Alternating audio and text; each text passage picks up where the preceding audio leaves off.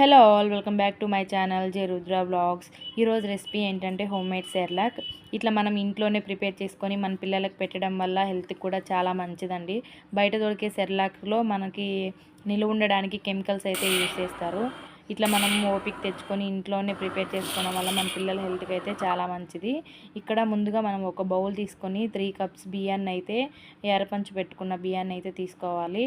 తర్వాత half cup మామూలుగా yellow కందిపప్పు ఉంటుంది కదా, పసుపు కలర్లో కందిపప్పు, అది తీసుకోవాలి, చూసుకోవాలి ఏం లేకుండా.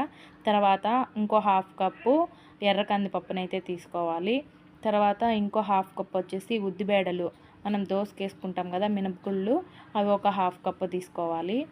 తర్వాత ఇంకో హాఫ్ కప్ వచ్చేసి గ్రీన్ పెసర బ్యాళ్ళు తీసుకోవాలి.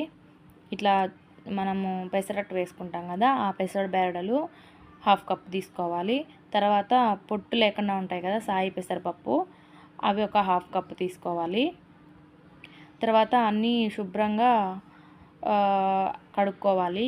ఇక్కడ వచ్చేసి 6 months అబోవ్ పిల్లలకైతే మనము డ్రై ఫ్రూట్స్ యాడ్ చేసుకుంటాం కదా, అవి రెండు క్వాంటిటీలో యాడ్ చేసుకుంటే చాలు. ఎందుకంటే స్టార్టింగ్ కాబట్టి, మా పాపకి 11 months కాబట్టి నేను ఇక్కడ డ్రై ఫ్రూట్స్ ఎక్కువ యాడ్ చేసుకుంటున్నాను.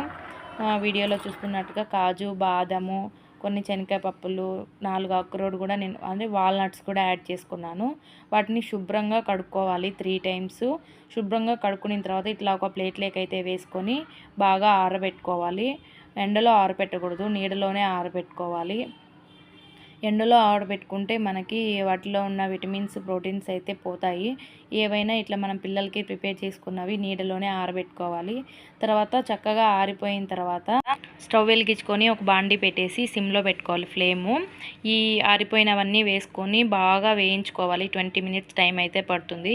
ఇక్కడ నేను వేయించుకునేటప్పుడు 1 tablespoon జీలకర్ర, టీ స్పూన్ జీలకర్ర, 1 teaspoon వాము, ఒక 15 మిరియం గింజలు అయితే తీసుకున్నాను.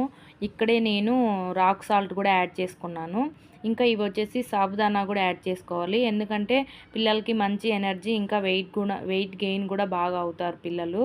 కాబట్టి నేను సాబుదానా కూడా యాడ్ చేస్తాను ప్రతిసారి. ఇట్లా దోరగా వేయించుకోవాలి. ఒక 20 minutes అయితే టైం పడుతుంది. పక్కకు వెళ్ళినా కూడా మాడిపోతాయి.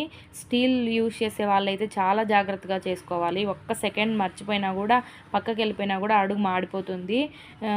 సిల్వర్లో చేసుకుంటే చాలా బెటరు. స్టీల్లో చేసుకునే వాళ్ళు పొయ్యి దగ్గరే ఉండి చాలా జాగ్రత్తగా, అస్సలు ఒక్క నిమిషం కూడా పక్కకు పోకుండా వేయించుకుంటూనే ఉండండి. వేయించుకున్న వాటినన్నింటినీ ఒక ప్లేట్లోకి తీసుకొని పూర్తిగా చల్లారనివ్వాలి. పూర్తిగా చల్లారిన తర్వాత ఒక మిక్సీ జార్లోకి తీసుకొని ఫైన్గా పేస్ట్ చేసుకోవాలి. ఎంత ఫైన్గా అంటే అంత ఫైన్గా. మరీ 11 months 12 months అయితే కొంచెం బరకగా ఉన్నా ఏం కాదు.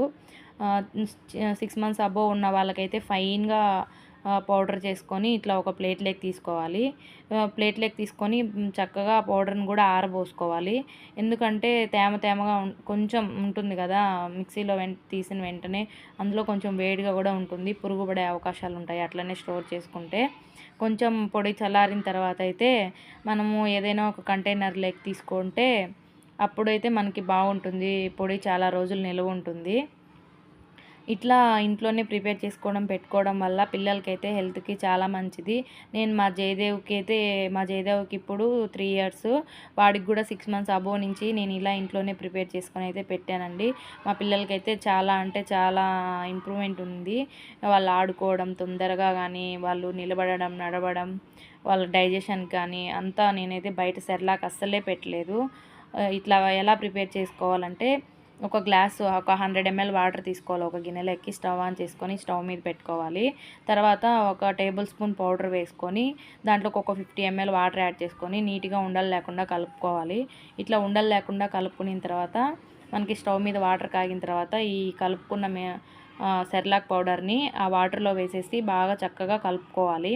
ఉండలు లేకుండా చక్కగా కలుపుతూనే ఉండాలి 1 నిమిషము. తర్వాత ఒక 2 minutes కల్లా ఇట్లా గట్టి పడిపోతుంది. మళ్ళీ ఒక 2 minutes నీట్గా అట్లా కలుపుతూనే ఉండండి. కలిపిన తర్వాత మనకి బాగా టైట్గా అవుతుంది ఉడికి. ఇట్లా నేను చూపిస్తున్నాను కదా, గెరిటితో ఇట్లా ఎత్తితే జారుగా, ఇప్పుడు మనకి సెర్లాక్ రెడీ అయిపోయినట్టు. ఇంకా స్టవ్ ఆఫ్ చేసుకొని చల్లారనివ్వాలి పూర్తిగా. బాగా చల్లారిన తర్వాత నేనైతే ఇక్కడ మా పాపకి తినిపిస్తున్నాను. సర్వ్ చేసుకోవాలి, ఒక గిన్నెలోకి సర్వ్ చేసేసుకొని ఇంకా పిల్లలకైతే తినిపించుకుంటే చాలా మంచిది. మా పాప అయితే చాలా ఇష్టంగా తింటుంది. మా బాబు అయితే ఇప్పటికి కూడా తింటాడు మా పాపకు తినిపిస్తుంటే. ఇట్లా చాలా మంచిదండి హెల్త్కి మనం ఇంట్లోనే ప్రిపేర్ చేసుకోవడం వల్ల.